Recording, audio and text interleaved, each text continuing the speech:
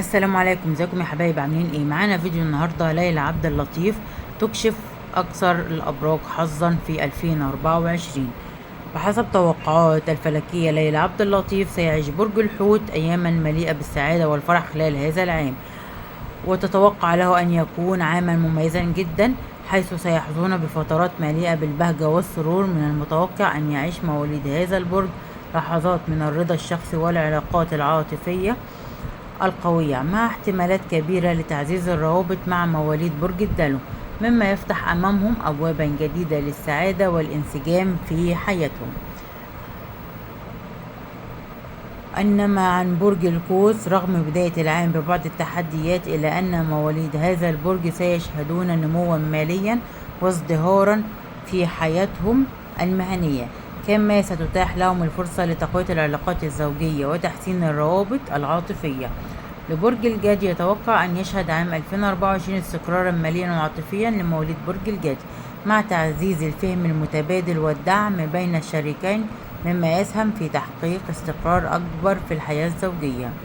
بالنسبة لمواليد برج العقرب، هذا العام سيكون فرصة ذهبية لمواليد برج العقرب لتعقيم علاقتهم العاطفية وتعزيز الروابط الزوجية.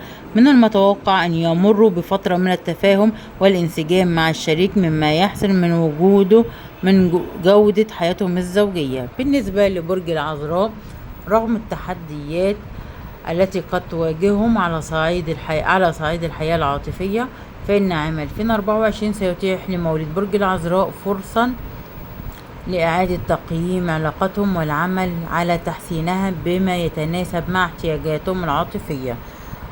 برج الدلو، على الرغم من التحديات التي قد يواجهها مواليد برج الدلو في عام 2024، إلا أن التعاون والتفاهم مع الشريك سيكونان المفتاح لتجاوز هذه الصعوبات وتحقيق الاستقرار العاطفي. وبكده يا حبايبي يكون ده الفيديو بتاعي. مش تنسوني في اللايك والشير والسبسكرايب وتفعيل الجرس علشان يوصل لكم مني كل جديد، وعيلتي صغيرة تكبر بيكم يا احلى متابعين ومشاهدين القناة. ولغاية ما ارجع لكم بفيديو اخر، اسيبكم في رعاية الله وامنه، والسلام عليكم ورحمة الله وبركاته. لايك وشير وسبسكرايب لليلى عبد اللطيف تكشف اكثر الابراج حظا في 2024. برج الحوت، برج القوس، برج الجدي، برج العقرب، برج العذراء، وبرج الدلو كده، وبرج العقرب. وكده يكون ده الفيديو. مش تنسوني في اللايك والشير والسبسكرايب، والسلام عليكم.